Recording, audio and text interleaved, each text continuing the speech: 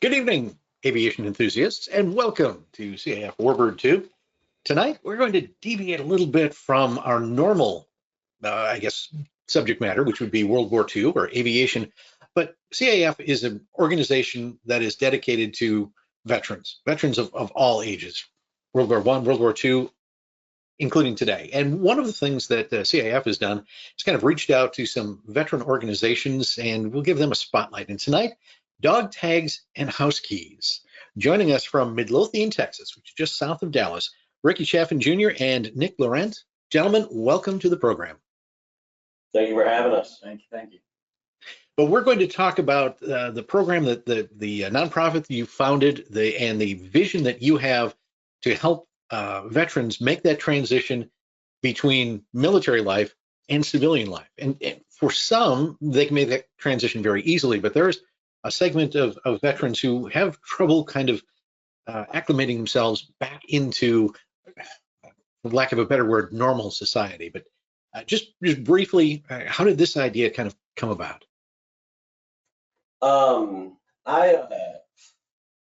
story short, years ago, we both had remodeling companies and construction companies for years. And years ago, probably 15 years ago, I was watching that, what's that old show that would not Flip This House, Extreme Home Makeover.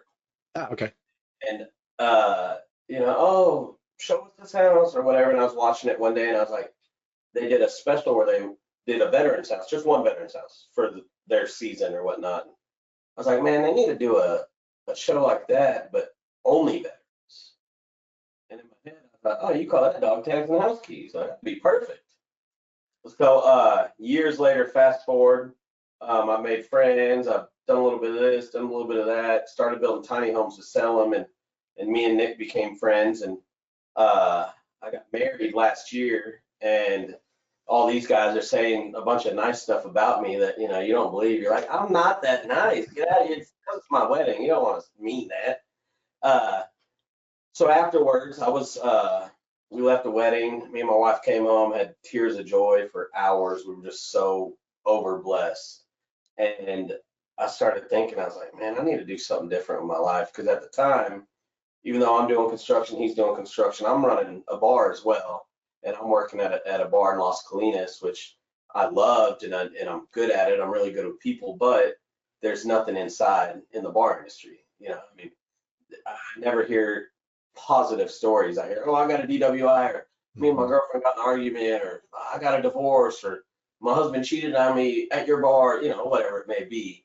So there's just nothing inside my heart for that industry. So started the tiny home company, and I was just like, man, we need to do something with these. And then after all the nice words at my wedding, I was like, we need to do a nonprofit. Well, he had, after my wedding, a couple months after the wedding, he had just moved up to South Carolina, started this big contract for his business. And probably a month or two after that, I hit him up and I said, hey, I'm going to do a nonprofit. Like, you want to do that? Absolutely, let's do it. So I kind of told him the idea, and he's all in for it. And it just kind of tied together. And the name of it was a no-brainer. It's something I thought of, Dog Tags and House Keys, years ago. Yeah. But the only difference is that's our operation. That's our mission, is dog tags and house keys. So basically, you're going to come out of the military with your dog tags and no sense of belonging or purpose, and not sure what you're going to do.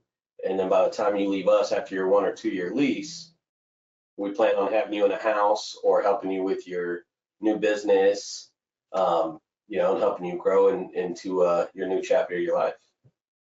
That's awesome. Making a difference one hero at a time. We're going to get into the details of dog tags and house keys in this program in the next hour or so.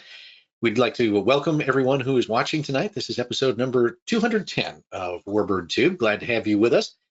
If you're joining us for the first time, welcome. If you're a loyal fan, welcome back. We love having you with us, whether it's the first time or you're a returning customer. And if you do enjoy what you see tonight, please share it across your favorite social media platforms. We do appreciate it. Warbird Tube, it's made possible by the Commemorative Air Force. If you'd like to find out more about the CAF, our events, aircraft, where our aircraft are touring this year. They're all over the country. All you have to do is go to our website, commemorativeairforce.org. And while you're there, if you want to, you can become a part of the fun yourself and become a member of CAF. Now, as you're watching tonight, you might have some questions. Just type those in the chat box and we'll try to answer them either during the presentation or before we sign off. So tonight's subject, dog tags and house keys. And Ricky and Nick, again, welcome to the program. Give us a little background. We'll start with you, Ricky, on your military service and kind of how you got to be here. Well, as for me, I didn't get that honor. So I'm the one of the few family members on my side of the family and my wife's side of the family that didn't get to join. I got a twisted spine after a motorcycle wreck. Once again, I was running around the bar industry and I was talking to a Navy recruiter. In 2014, I get in a bad wreck. That's how this came along, and twist my spine. And then I started lying, to the recruiter. Oh, I'm fine. And that didn't work. So, but the funny side note on that is when I went into the recruiter, they told me not to put my real information on the practice ASVAB because they'll start kicking down your door and wanting to talk to you. So I put my brother's information, and he's in Iowa now. He just got back from Germany. He's in the Army. So it worked out for him. I don't know if that was his total plan, but it worked. You recruited somebody. Yeah. And then, but yeah, so I just have a full family, veterans, patriots. My dad was Navy. My stepdad was Navy, is a gunner in Vietnam. My ancestor from a long time ago when we did the whole breakdown of your family. I'm related to General Mercer, who fought with George Washington, the fallen Mercer of paintings in I think it's Princeton University. I'm related to, on my mom's side, to General Patton. So, which I never knew all this until my sister saw how much I loved America. And if you walk in my house, way before the nonprofit, you walk in my house, you're like, oh, this guy needs another American flag in here. He's only got 900 of them. So yeah, when they didn't let me join, I think I just came super obsessed with being free and trying to do what I can for veterans and help out. And I do motorcycle rides and help out with Chris Kyle Foundation, done 22 Kill, which is now One Tribe Foundation, and Carry the Load, and all of them. And it just became an obsession. And then one day, one of my best friends says, at least you're not, addicted to drugs or gambling. And I was like, it's a good way to look at it. So that was my background. I just surround myself, I guess, with, my wife said her dad was going to hate me. He's Master Gunner Sergeant in the Marine Corps, and he's going to hate you. He's going to say you're trying too hard, and he didn't end up hating me. And I'm so blessed to have him. I love him. He's an amazing guy. My brother-in-law, which is, a blessing as well. We hung out today, and he's a staff sergeant in the Marine Corps out in Fort Worth. So yeah, I'm blessed to be surrounded by veterans. Nick? Yeah, Nick. Oh. Yeah, no, I did 12 years Army. I joined in 2011. My oldest brother also was, he just hit Master Sergeant, I think, Sergeant Major, something like that. He's pretty high up there, 21 years in now. So he actually, when 9/11 happened is what made me want to join. I was in 3rd grade. I remember we saw it on the news, and I said, how dare somebody come into our backyard and attack us like that? And little 10-year-old, I was like, that's what I'm going to do. When I hit 18. The day after I graduated high school, I went right to the Army. I did 12 years. Got out, Ricky and I both. I mean, we take care of people. That's what we do at the end of the day. If you had to boil it down, we take care of people. So it only, when he and I became friends, and we said, yeah, we want to work together. We're people, trustworthy people that we like each other. We know each other the way that we think. We just want to help people. It only just was natural that this be created. One of the questions that I had was, why Midlothian, Texas? And, I was blessed to have lived in Midlothian for a number of years, but it's a little south of Dallas, but it's not quite on the main drag there. But you ended up there. I mean, you live there, but you mentioned Chris Kyle as well. So there's a lot of ties in with the with Midlothian area.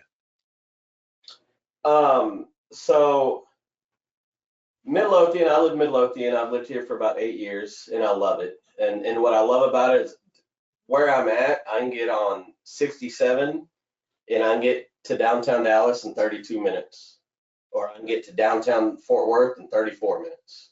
So it's literally right in the middle. So where the thought of building around here, Midlothian, Waxahachie, that one is right down the street. It's just far enough out of the city to where, you know, it's not as much noise and outside noise as the big city has, to where if there are, you know, veterans, not if, when, because there will be, when there are veterans that are going through things, they can have their piece that's close enough to the city, but just far enough out to where they can relax.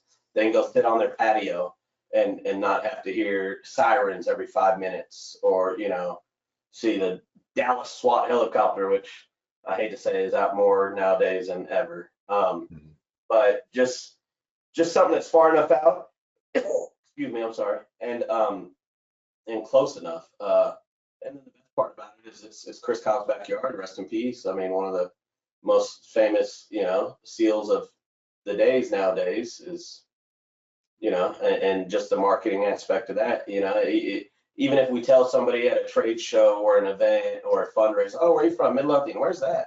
You know Chris Kyle? Oh, yeah, I know Chris Kyle. Exactly. Well, his backyard. So we figured that would be the perfect start before we branch out. There you go. Well, before we get into the nuts and bolts of what you're doing and will be building, let's talk a little bit about the challenges that veterans face as they're making that transition from military service to civilian life. Okay.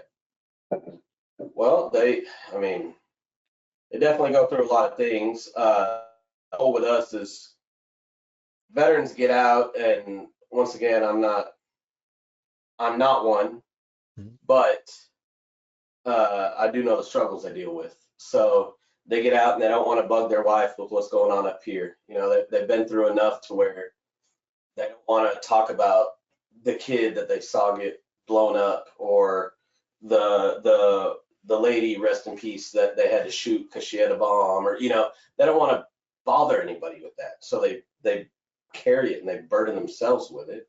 And they don't want to talk, you know, I mean, obviously a lot of them do want to talk to counselors and psychologists, psychiatrists, whatnot, but between the VA and the influx of how many people, they can't talk to them in time. So that's where the worst thing of all time happens, and that's where the term 22 kill comes from.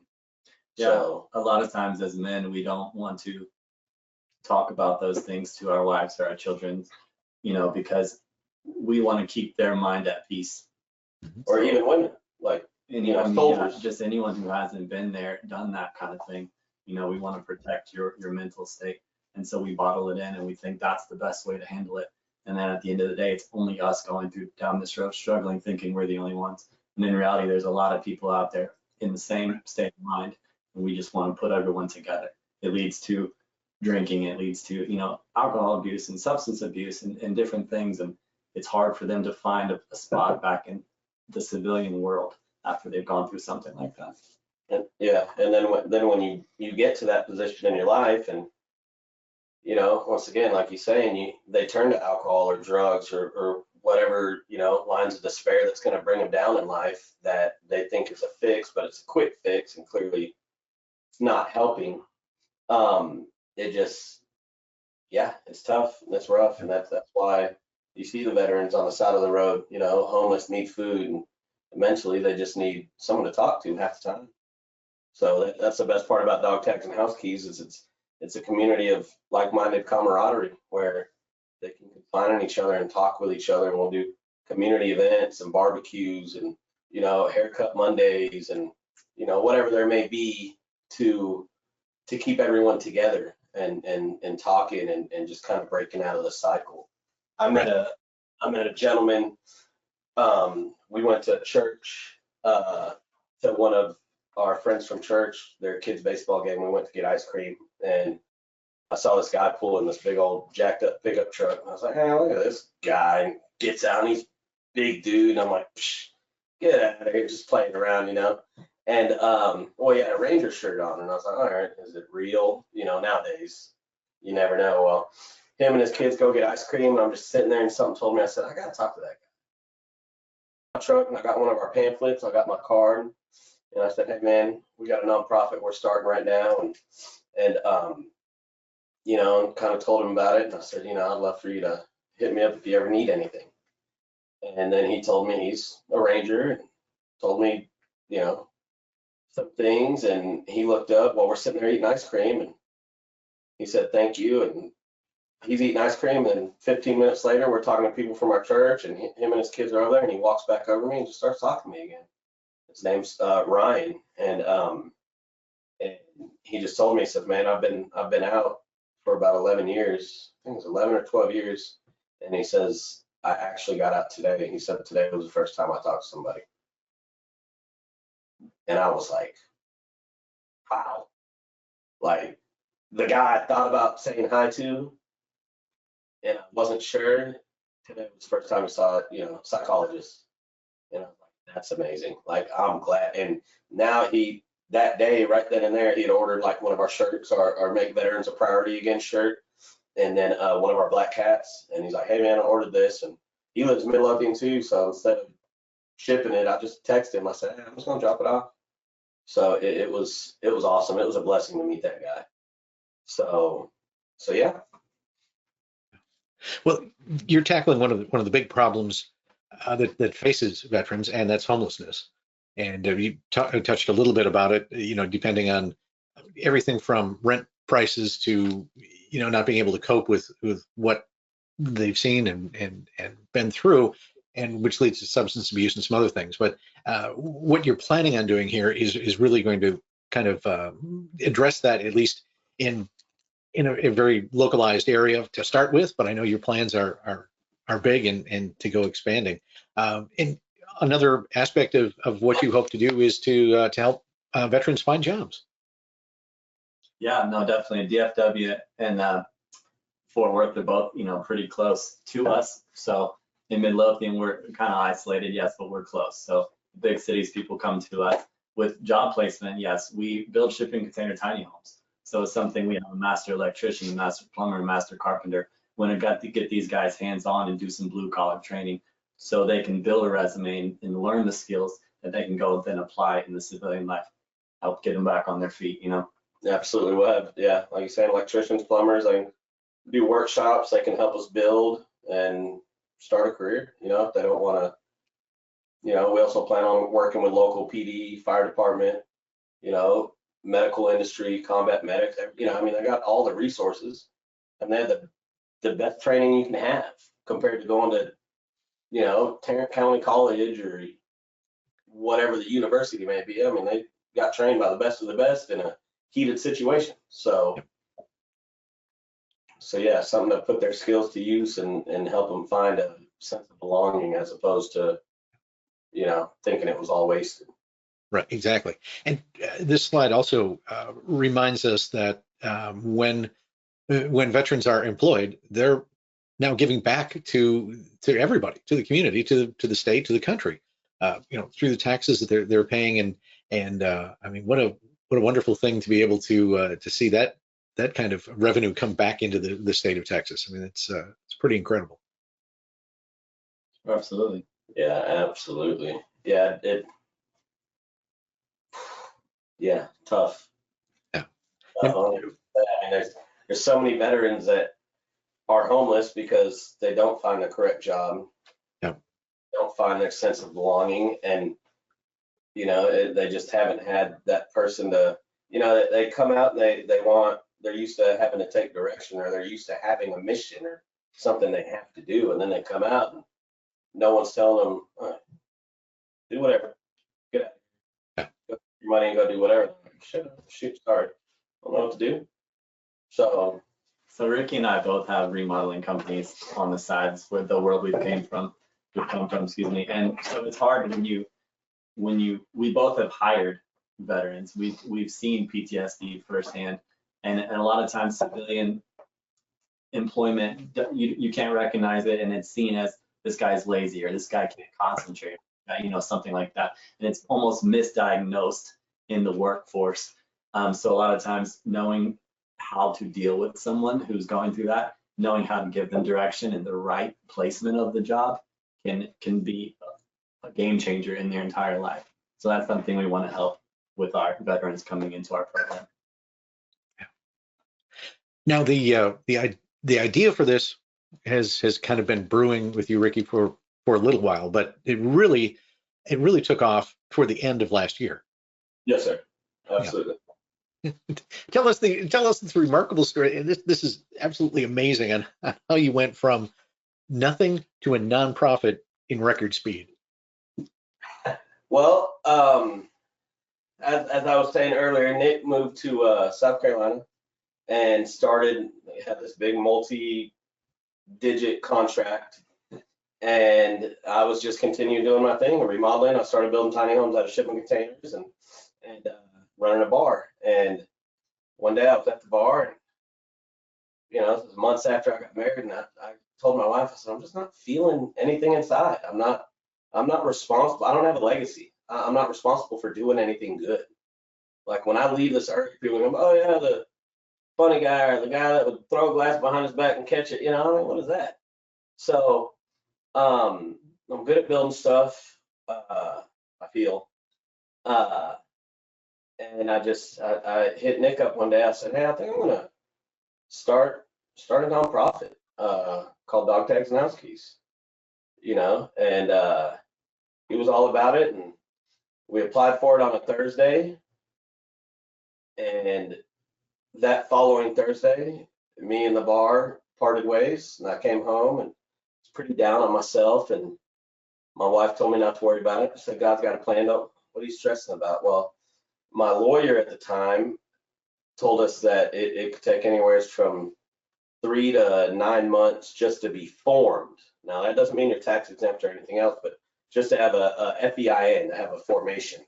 So 7 days later, as I got home from the bar, I looked in the mail and there was our formation letter.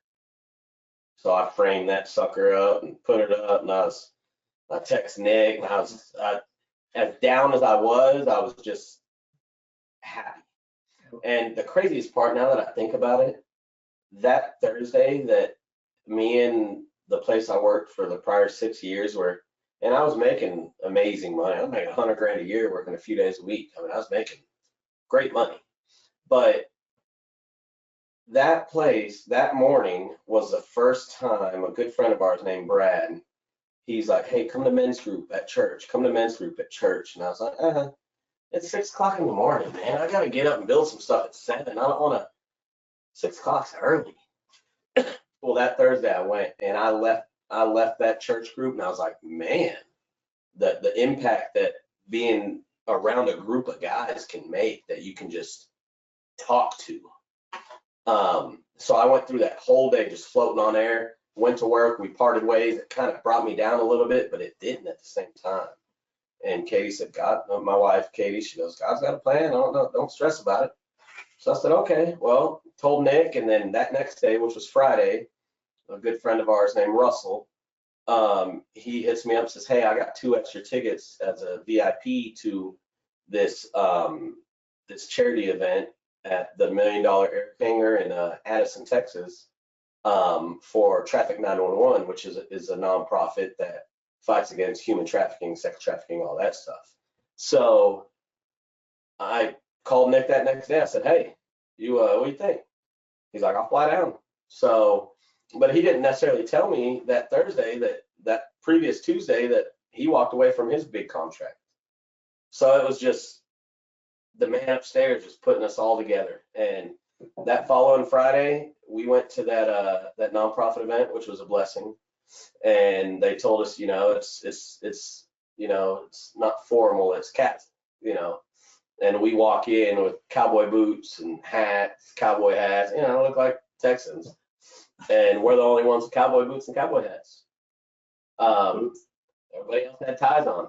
So they were wrong. but we appreciate it because we stuck out like a sore thumb in the best way possible. When we left, Nick was even saying, that's how we're dressing every time. Might have to make that mistake on purpose. Yeah. So we did that, went to that event, met some amazing people. A guy named Brandon O'Neill, which has been a blessing to us. But that Thursday morning when I walked away from the bar, I also met a man named David Oliver, which you know as well. And he's with the Commemorative Air Force, and he's just been amazing as well. He's a breath of fresh air, just a good man. Well, fast forward back to the event. We leave the event. Also, my truck, which I'm sure you'll see in one of these slides, and it just says support our troops. It's all red, white, and blue. We pull up in my truck, and there's all like Mercedes and luxury cars, and we're in a GMC that's all red, white, and blue. So that definitely stuck out as well, which is awesome. It worked. So we got back from that event, and then what was it, about 2 weeks later you moved down here? Mm-hmm. So a couple weeks later we had a men's night, a chili cook-off at our church, and Nick drove from South Carolina 20-something hours, right? Yeah. Straight here. He drove through Louisiana, which he'll never do again. He don't like them roads. But he drove straight to the church. Yeah. And made it right on time to our event. And so that was our first event. Well, 7 weeks from the day that we got formed, which was 7 days after, 7 weeks from then, we got our tax exemption from the government. So within 8 weeks, we were formed and tax exempt as a 501c3. Both of these things were just kind of unheard of for the timelines. Like he was saying, I mean, we were told, hey, don't give up if it's a year and you're still waiting to be a 501c3 approved. And we had it in 7 days. Our lawyer thought we were lying. He wanted to see the paperwork firsthand to prove that it was real. And then, like he said, federal tax exempt, state tax exempt, 7 weeks. And it was, again, another unheard of. And, you know, God's number is 7. So we're like, there's nothing we're doing. It's got to be God who's putting us, you know, in this role. And you can clearly see God's hand at work when everything that's happening is in record times, and it's not because of us. Yeah, it's so record time it's supposed to be up to 13 months for tax exempt. It was just God, the man upstairs. And then our second event, we're like, okay, well, now we're formed. We thought we were gonna have a year to figure out a slogan, you know, like make veterans a priority again. Tactical transition to civilian living is our, you know, what we're doing essentially. And so we're like, well, we don't even have a t-shirt made or, you know, a logo. I mean, we had our logo, but that's it. We definitely got thrown into something we weren't almost quite ready for, and it forced us to have to get ready because we weren't ready. We had our own jobs on the side, and then we quickly, not because of this, but we quickly both left those jobs, and this was handed to us. And then you had asked about Midlothian, Texas earlier. First of all, I love Texas. Texas is, to me, no offense to anyone, but the greatest country in the world. I mean, it's, but I thought, you know, Texas is our pride. And then Nick's from South Carolina. I didn't realize how prideful South Carolina is of the military until me and Nick are doing something for an event where we're kind of, our business isn't booming at the time. So like our remodeling stuff we're not having a bunch of super success at the moment. And he gets the call, says, hey, you want to go to the inauguration? And I was like, what? He's like, yeah, my good friend Heather, she's a lobbyist for South Carolina, said she got us 2 tickets to the inauguration. And I was like, yeah, but money wise and traveling, no, you know, I mean, I'd rather focus on this. And then every single person I talk to, they're like, hey, you wouldn't be the smartest man if you miss that. People want to go their whole life, no matter who's in office. They want to go their whole life to the inauguration. So then he says, well, you want to go to the gala, you know, the big ball. And I was like, well, now we got to rent tuxedos. So he talked to Men's Warehouse, and they took care of us and helped us out. And we loaded up the truck and drove that Freedom wagon all the way to DC. And that was our second official event for the nonprofit. which was awesome. Very much so. Well, let's get into the nuts and bolts of what you're trying to create, because it is buildings, but it's more than just buildings. It's community. And obviously this is a deliberate layout to Yeah. kind of the reminiscent of the yellow ribbon that we see so much.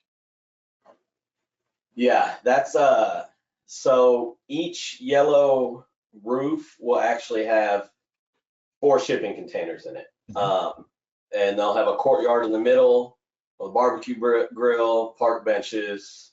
It'll be covered. And that's basically my not so professional drawing of it, but each square is going to have 4 homes in it, and you'll be facing, everybody will be facing in. So when Jim comes out of his barrack and Bill comes out of his, and Jim might be going through something, and they're both going to throw a burger on the grill, and then they start talking. Well, that's that camaraderie that they're missing. They can, one guy might be Air Force, one guy might be Navy. They totally different jobs, but just knowing that they can talk to somebody else that was in the armed forces, whether they understand it or not, is that camaraderie that they would feel a lot more comfortable than talking about with their wife or their kids or their mom or their grandparents, that they don't want to know what you saw, or they might want to know, but you don't want them to know. So just that like-minded camaraderie and being able to talk to somebody, I mean, that's 90% of counseling right there. Yeah. So as much as, soldiers, men and women, don't want to go to a psychologist, or they don't want to talk to anybody, or they do when the VA is so backed up because they're busy, they need to. Everybody needs to. I mean, in and out. So just having that camaraderie where you can talk and let it go is I believe is going to move mountains more than we can even fathom. But and you bring up an interesting point. I stumbled across a video a couple of days ago about a World War II veteran who went in at enlisted at 18, got out and he was 20, and he said when he came home he had seen so many things. He was in the Battle of the Bulge in D-Day, and he had seen so many things, and he had decided that he was just going to put it all away and not think about it again and go on and just have a normal life. And he did. 65 years later, he ends up back on a trip to Belgium just to visit, and ends up with 2 other veterans, and they go to lunch and they start telling stories. And the telling thing with him was, he said, I realized for 65 years I had held all of these things in because I didn't know what to do with it. And then I'm sitting at lunch with a couple of bottles of wine, these 2 other veterans, and we all start telling stories, and we all felt the bond and a release. And as you guys are talking tonight, that's what I see happening here, is that, like you said, Jim walks out and he's going to go talk to Bob, and somewhat of maybe a little catharsis happens. But more than anything else, I think you guys are trying to create a community, right? I mean, a sense of belonging, so that it doesn't feel abnormal.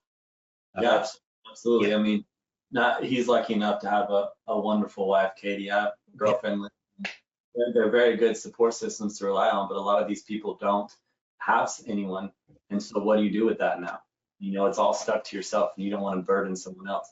The VA lines are long. It takes a long time to get in and be seen. Again, as men, it's hard for us to walk in, sit down, and then be told, okay, talk about it now. You don't feel comfortable. So we want to invite that safe space to talk about, where it's casual and you're not prepared to. It just comes up with like-minded individuals, and it helps you get over something you didn't know you were holding on to. Yeah, this is great. And like you said earlier, Ricky, these are going to have yellow roofs and not blue. Right? Yeah, yellow roofs, not blue. That's how they'll start out, probably blue or green, and then we'll paint them. They'll be yellow.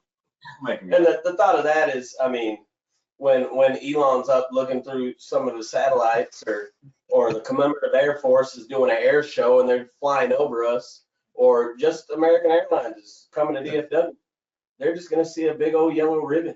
I want to see it on social media, and see photos of it. you can see the yellow ribbon from the sky kind of thing. Yeah, when someone's skydiving, 30 miles away, they'll be able to see it. Oh, get that. Don't video me, video that.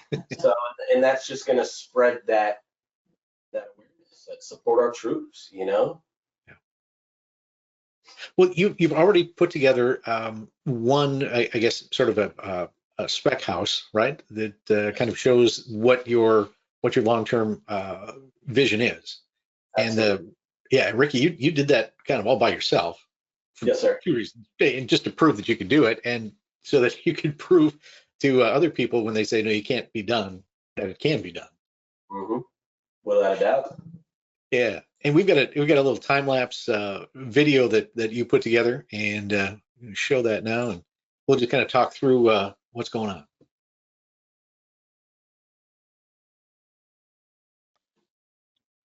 So this is just a standard shipping container that you're putting Yes, down, sir. putting down the flooring and putting in some walls, windows. Yes, 8.5 wide by 40-foot long shipping containers, a little over 300 square feet. And I put a 1-inch foam board on the floor, and then covered it with subfloor, insulated it, and then started framing up the walls with 2x4s. I built a one-bedroom tiny home. It's got a full kitchen. It doesn't have an actual oven, but the microwaves are air fryers nowadays, so it's the minimal living there. But full tile, granite countertops, full-size shower, and we will make them more accessible, in case we do, when there's amputees or anybody that needs more accessibility, we can open them up, and we'll have certain ones for them, of course. But it's a very top of the line, modern. I did 3-inch spray foam closed cell in the walls. So I was in there one day before I cut the window out, and it was 123 or something degrees inside in the middle of July when I was building it. And then I cut that window out, and we had the spray foam. Well, the day it was 123 degrees, I put the mini split up, turned it on overnight, and the rest of the time I built that thing, I did it in 68 to 72 degrees. But it's all wood cabinets, tile, nice, very nice home. Red White Build's my remodeling company that I have, that I build them. We also do a thing where if someone were to buy 2 of them, we'll give them a 3rd one, or we'll donate one to a veteran. So every 2 or 3, depending on what's in it, we'll be able to sell, and we'll be able to donate one as well to a veteran in need. So veteran does come out, or he leaves our complex, and he says, hey, I've been here a year or 2 years, and I found a piece of land out in Odessa, Texas, whatever it may be. And just need to put a little trailer on it or something. Well, we're going to donate you one because we had X amount sold, or we had enough donations, or, whatever it might be. So we don't want to just help them with their living situation in the now. We want to help keep a roof over their head in the future. So whether that's us donating a home or helping them build a home, that's the goal. And you mentioned 1 year or 2 years. It's going to depend on the circumstances of the veteran coming in, right? As to how much time they need to be there. Yeah, and we're not necessarily going to be, sticklers or anything, but if they need 2 years, if they need 2.5 years, or but at the end of their living situation, about four months left on their contract, whether it be 1 or 2 years, excuse me, we plan on talking to them and saying, hey, where you plan on going? Do we need to help you find a house or land, or we'll have our real estate agents, which we already do have some. We just want to help them find a house, and even if they don't find a house, well, we plan on at this time being connected with enough communities to where there might be somebody that wants to take them in. But the one thing, when I met with Jake Elsey, Senator Jake Elsey here in Waxahachie, I told him the whole thing. He was awesome to meet, and he says, so you're going to charge them rent? And I said, yes, sir. And, you know, I mean, what happens when you don't get charged for rent? You sit around and drink or do drugs, which alcohol and drugs are not allowed on property, and it's going to be a zero tolerance type deal. But I know it's no fun to the veterans, but it's how it's got to be. But when Jake Elsey, he seemed kind of taken, like, why are you going to charge them rent? This isn't a homeless shelter. We're not a homeless shelter at all. We're here to help you get on your feet. We're not here to take you under our wing and let you drink yourself to death while playing video games and not having to pay bills. Like, yeah, could it be? Yeah, but that's not what our mission is. Our mission is to help you continue your life, not. Yeah, so we're a stepping stone, and like you said, 1 and 2 year leases. It'll be as needed. It'll be situational. We're not gonna, you know, somebody doesn't have something else lined up, we're not gonna kick them out, kind of thing. But we're also not gonna coddle people. We don't want it to be full on rent like you get anywhere else. It's gonna be some type of a work with you to make something possible, you know. So it's gonna be situational and as needed. But our goal is to take care of people. It's not to just be another, to make money. It's to take care of someone and set them up for success in the future. And long term, I mean, the first buildings that you're putting together are, you know, basically for a single person, right? It's 1 bedroom, kitchen, living area, bathroom. So, but long term, you have plans to do larger structures as well. Yeah, we do. We have plans to do a couple of shipping containers side by side to add a little bit more square footage in case they have a wife and some kids or something that, you know, obviously need to come along with them. This is a family affair. As needed, we're going to be able to accommodate multiple, you know, situations, not just a single individual, but a family. Yeah, so phase 1 will be the single veterans, male, women. And then speaking of male and female, that's also going to be another thing as well, which will be down the line. It'll be, you can't accommodate everything right away. Obviously, you have to build up to it, which is our goal. So we do plan on having some housing for women, you know, I mean, because women go through things that we don't realize or don't think or don't know. So, you know, some women might not want to be around a bunch of soldiers, you know.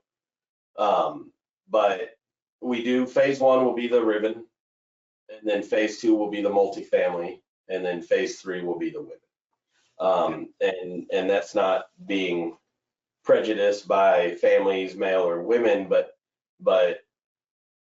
personally, from what I've seen in statistics, obviously there's more males that come in. So just try to start somewhere. That doesn't mean we love or care about the females less. We're getting there though. Yeah. Then you're going to have more people that do have families. So how many people are going to get out of the military that's man and woman? They met while they were in the military, and one of them's got kids. Cool. So now we got one for y'all. Now that property is not going to be by the ribbon. So that'll be on the other side of the property. Just so, you know, kids park, this and that. Something happens over here, that's their own issue. And then we'll get to the females that kind of need a, you know, a reset away from everybody, you know, that might not be comfortable living around a bunch of males and whatnot. So we do plan on getting everywhere, but we're gonna have to build up to it, obviously. Exactly. One of our regular viewers, Sean, just popped in a question. How are you looking to recruit? Probably not the right word, but find veterans that are in need of your barracks. So actually, we've been before prepared for. We have a lot of people reach out to us all the time. We work with nonprofits, Wounded Warrior Project, 22 Kill. We work with other projects and nonprofits, and they have people that they might not be able to accommodate as well, and that'd be perfect for our program. We have people just through word of mouth who are able to come to us, and since we're building this one at a time, one by one, it's not like we're gonna have nothing and then 200 ready to go. So we're gonna take them as needed. People we know, people who know of us through a third party or something, and say, hey, I know a buddy who's going through something right now and could really use your help. So something like that, word of mouth. But once we're ready and we're available to take people in, we will do some marketing and start working with those other nonprofits to find people in need. Yeah, and that's another thing is there's no lack of need. Right. Like it's needed, period. There's people that live on friends' couches or a Good Samaritan's couch just because they're dealing with something that we're trying to help you with. But I do a thing at our church as well on Saturday mornings called Men's Alliance that my good friend Rob Long just started with some members of our church, and they have a lot of veterans. It's a workout, it's devotional. Well, one of the guys I met when I started it, he works for the VA, and that's going to be another avenue. We plan on working with the VA all over to where they're clearly going to know who needs help. I mean, you go to the VA for one reason, because you need help financially, medically, physically, mentally, whatever it may be. So they're going to know. So once we can get to that position where we can go to the VA and say, hey, look, this is what we have. We need to help. There's not a shortage of people in need. So. And not saying it's going to happen, but the VA could probably write a bill and be like, all right, we'll fill every house right now. Like, let's go. This is going to get them off our backs. Like, let's do it. So even with this being our first location, and once the word gets out, and then being able to stream, and whether it be social media, YouTube, whatever it may be, our website, and the more people that find out about us, there's going to be people, I guarantee, in Nebraska that say, hey, you know, I don't feel like living in Texas, but they got a good deal and they're going to help me out. So let's go to Texas. So we're definitely not just going to have Texans in our community. I guarantee that. Who wouldn't want to move to Texas? Yeah. Well, you mentioned Nebraska. I mean, that's sort of your long-term plan is to spread this out beyond just Texas into the rest of the country as well, if you can. Absolutely. Well, we'll go as needed. I mean, veterans aren't just localized to one state, you know, so we'll go as needed. There's a need everywhere, but locally, this is what we can do for now. Once we progress and we build, we'll be able to help other states as well. Yeah, there's definitely, I mean, you got tens of thousands of veterans and active duty members from every single state. So if we can build 1 or 2 or 3 locations per state, I mean, Texas, you can build probably 10 of them, and it's Texas, it's huge. It's bigger than half the country. So if we could build one, you know, one in Oklahoma, they only need one. They're not that big. But if we can get around to where when a veteran does come home, and that's another goal, we would really ultimately like to build our second location in South Carolina. We did go to that inauguration. We met some amazing people. And they just showed so much interest in helping our veterans. So, which Nick already knew that. That's where he's from. So I didn't, and I fell in love with it. I was like, that's awesome. So, but the thing is, veterans get out of the military and then move home. I mean, you're going to have someone that goes home to Iowa. Now, don't get me wrong. We don't have to have 200 homes at every unit. And some places like here in Texas, between phase 1, 2, and 3, we're probably going to have 500 homes, 600 homes. And this is a big community, it's a big state, it's a big area, but somewhere like Iowa, you know, I mean, we can start off with a 50-unit spot. And if it fills up, well, there's definitely a need. All right, let's build some more. Let's ship some more up there. We'll definitely grow as needed. Absolutely. There you go. One of the things that you have coming soon is your first annual charity golf tournament or event.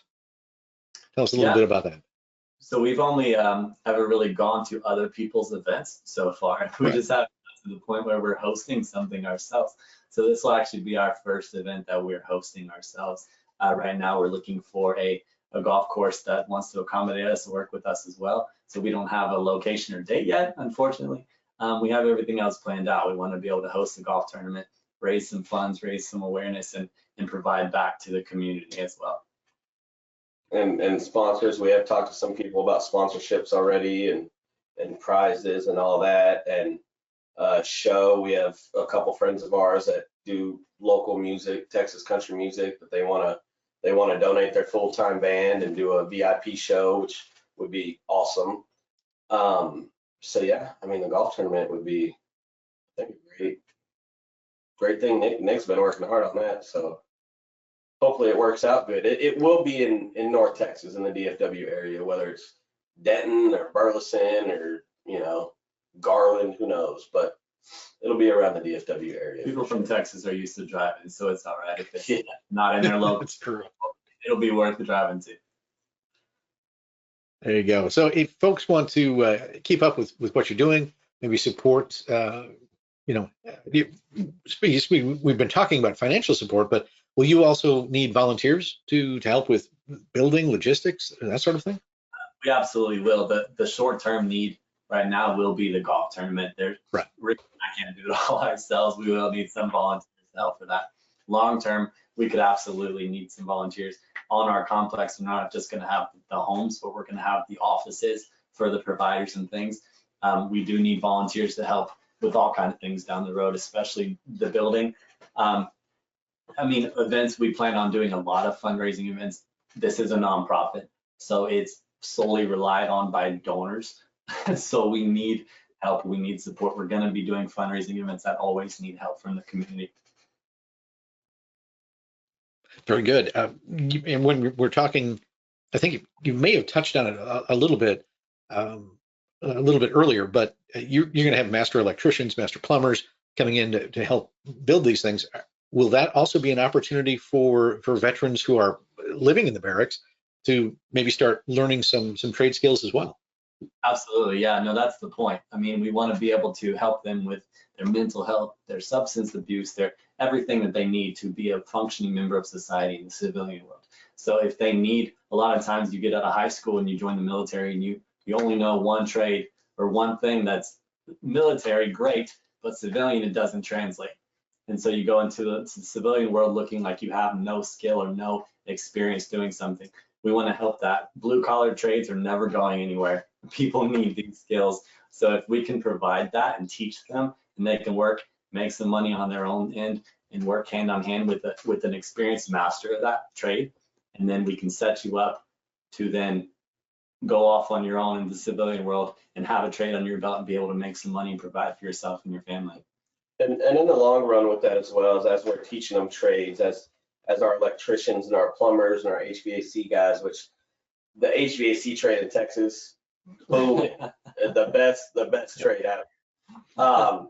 It doesn't smell, it doesn't get too wet, and it always stays cool. So, but with that being said, with them working with our master, you know, tradesmen that want to teach them, they'll take them in as journeymen, which they'll get paid. So when they're not just building ours, you know, they might have a set of 10 homes in Arlington, Texas, or something that they're building, and they'll be able to work alongside those guys at the long run. And then the ultimate goal will be these guys, when they're learning it, yeah, they can work and just contract it out, or they can start their own business. And our goal, me personally, is have more veteran-owned businesses, you know? Yeah, so yeah. If I have a guy right now that's gonna, and this is nothing to the guy that's gonna help me out, but say I have an electrician that's gonna help me out on our project, and he's gonna donate and wanna get paid some, well, if I have a veteran organization coming in, that's no-brainer who I'm going with. No offense to the other guy, but so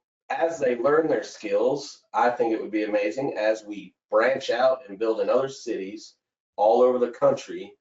And the first location, we're getting tradesmen and other things, you know, going on. Well, the best part is we probably got some combat medics. So if we're teaching someone to cut wood and he cuts his finger off, I say there's probably someone there that can fix it. Or we got super glue. That's how we do it. So, but with that being said, we would like to use them for our other builds. So it's like you were saying earlier, it's more of a sense of belonging. You know, they're going to come out with no sense of belonging. That freaking sucks. Like, you know, I mean, everybody needs, like, we're here because of you. And you feel like there's nothing, you know, and obviously that's why, like, on our website, we have a picture where it's, you know, beautiful landscape and it's desert on one side and, you know, a farm on the other, and then the veteran or, you know, the military guy is on the farm side, and then the guy in the business suit is in the sandbox. Well, that's because, you know, for the most part, the guy in the sandbox, the business guy, while he's at war, he's thinking about home. And then what happens when he gets home? All he's thinking about war. So that visualization that's how it is now, but we're trying to switch it. We're trying to move it back to where leave the war at war and let's focus on you here now. But that's the goal. Yeah. Very good. Just a couple of minutes left.